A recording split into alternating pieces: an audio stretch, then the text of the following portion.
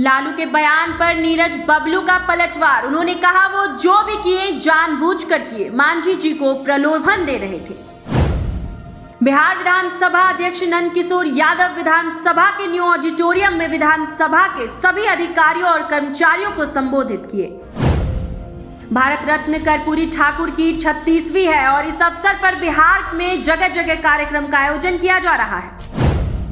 बिहार के पूर्व मुख्यमंत्री लालू प्रसाद यादव के बयान पर जवाब देते हुए मुख्यमंत्री नीतीश ने खंडन किया है।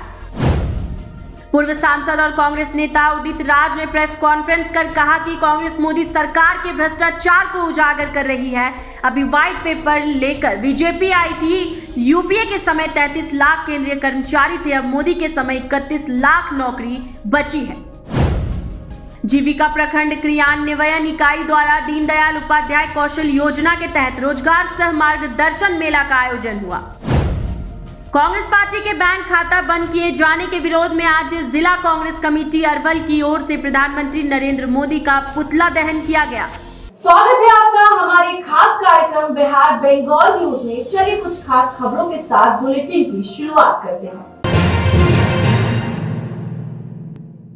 पूर्व मंत्री भारतीय जनता पार्टी के विधायक नीरज बबलू ने लालू प्रसाद यादव के इस बयान पर कि नीतीश के लिए दरवाजे खुले हैं, कहा है कि वह षड्यंत्र कर रहे हैं। वह जान चुके हैं कि आपसे पहले वह सरकार को गिरा रहे थे। उन्होंने आगे कहा कि मांझी जी को प्रलोभन दे रहे थे, यह उनका षड्यंत्र था, इससे कुछ होने वाला नहीं है। नीरज बबलू ने क्या कुछ कहा, देखिए न्यूज़। लालू यादव ने कहा है कि नीतीश के लिए हमारे दरवाजे सब दिन के लिए खुले हुए हैं। देखिए, लालू यादव जी पुराने नेता हैं, वो जानते हैं कि हम कौन सा षड्यंत्र करेंगे जिसका कुछ असर होगा। बिहार विधानसभा अध्यक्ष नंदकिशोर यादव आज विधानसभा के न्यू ऑडिटोरियम में विधानसभा के सभी अधिकारियों और कर्मचारियों को संबोधित करते हुए कहा कि मैंने कल अध्यक्ष पद पर आसीन हुआ और उसके बाद मैंने उनके सहयोगियों से मिलकर उनकी परेशानियों को समझने का कोशिश की और उनका हौसला बढ़ाया। तय किया है कि जिनके साथ मुझे काम करना है, जिनके भरोसे मुझे काम करना है, जिन लोगों के साथ मुझे आगे बढ़ना है, उनकी समस्याएं जानना भी आवश्यक है और उनको समय पे जो ड्यू प्रमोशन उनका है उनको मिलना चाहिए। आप केवल काम की अपेक्षा करें और उनकी चिंता नहीं करें। भारत रत्न कर्पूरी ठाकुर की 36वीं श्रद्धांजलि दी गई। इस अवसर पर बिहार में जगह जगह कार्यक्रम का आयोजन किया जा रहा है। पटना के एक देश रत्न मार्ग स्थित कर्पूरी ठाकुर स्मृति संग्रहालय में पहुंचकर मुख्यमंत्री नीतीश कुमार ने जननायक कर्पूरी ठाकुर को श्रद्धांजलि दी। नीतीश कुमार ने कर्पूरी ठाकुर की प्रतिमा पर माल्यार्पण किया। इस कार्यक्रम में मुख्य नीतीश मंत्री विजय चौधरी और विधानसभा अध्यक्ष नंदकिशोर यादव शामिल हुए। रहेंगे, कर रहे हैं और जो गड़बड़ी हुई है वो सबकी जांच फांच होगी। अब ऐसे भी कोई भी मिलता है मेरे खिलाफ हो या विपक्ष में, हमको नमन तो करते ही रहते हैं ना। आप तो मेरी आदत देखिए ना, तब निकल रहे थे तो वो लोग अपना आ रहे थे तो वो लोग भी, हम भी अपना किए, तो उससे कोई मतलब नहीं है कि कोई हम लोग एक साथ, चूंकि हम लोगों ने साथ दिया लेकिन देख लिया कि ठीक नहीं चल रहा था तब छोड़ दिए। अब तो आप लोगों को बोल ही थी, हम सब चिंता मत करिए।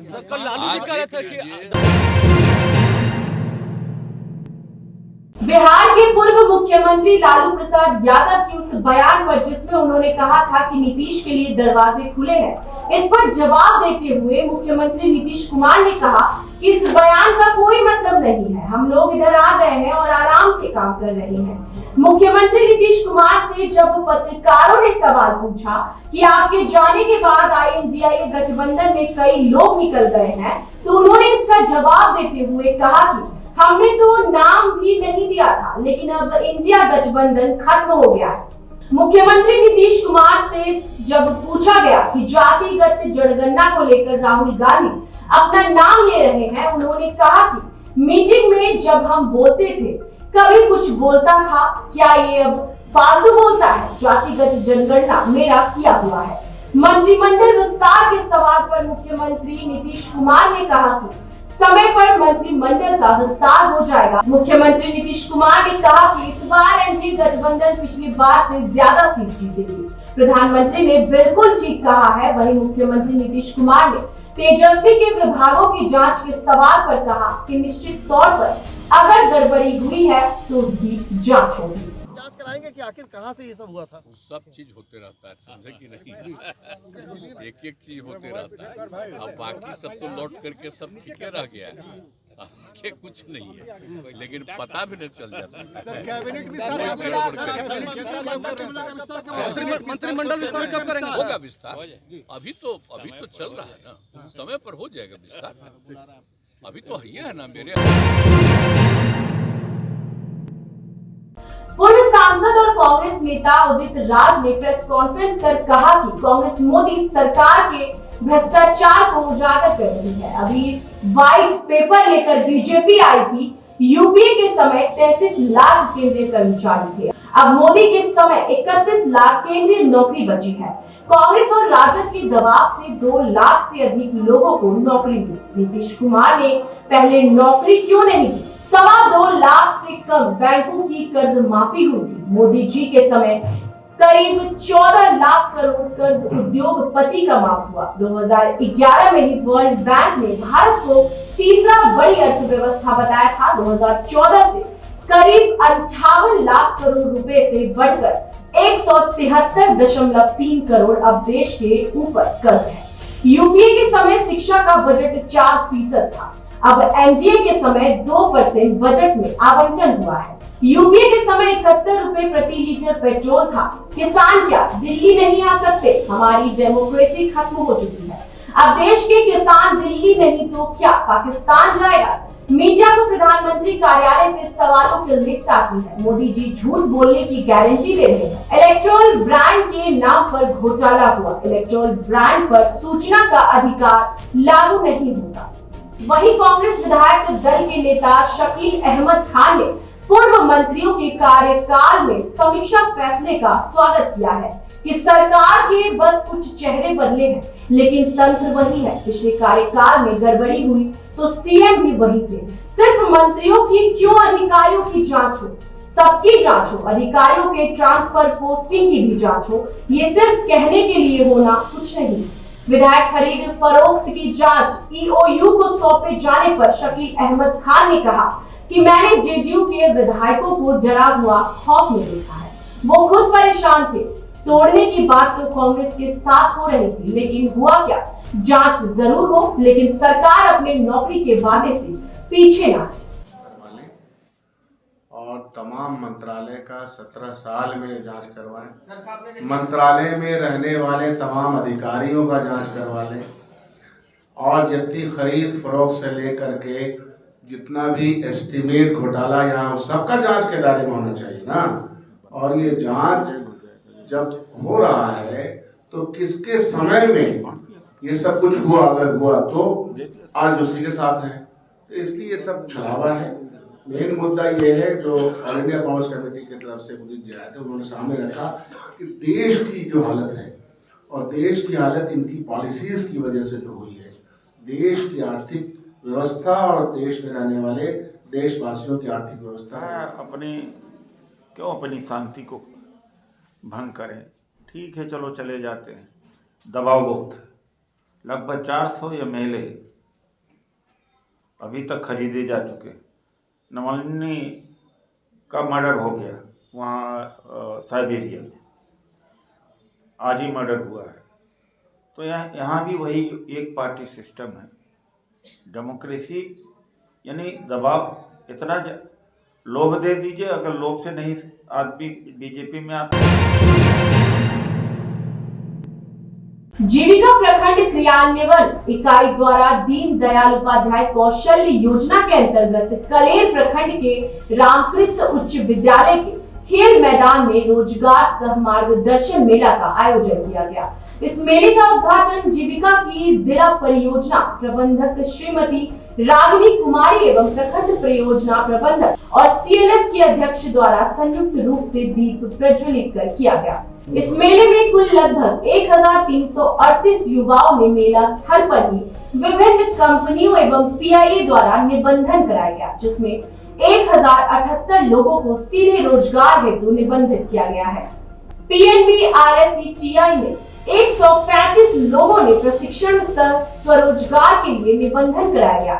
इस रोजगार मेला में 50 युवाओं को जिला परियोजना प्रबंधक एवं प्रखंड विकास पदाधिकारी के द्वारा विभिन्न कंपनियों का ऑफर लेटर दिया गया। रोजगार मेले के अवसर पर जिला के रोजगार प्रबंधक नीलम कुमारी, युवा पेशेवर पूजा कुमारी, स्वास्थ्य एवं पोषण प्रबंधक संगीता कुंज, FIM नोडल अजीत कुमार, प्रखंड जीविका कार्यालय से क्षेत्रीय समन्वयन प्रिया रंजन, सामुदायिक समन्वयन आलोक कुमार, धीरज कुमार, शर्मिला कुमारी रंजन एवं जीविका कैडर और सैकड़ों जीविका सदस्य उपस्थित रहे।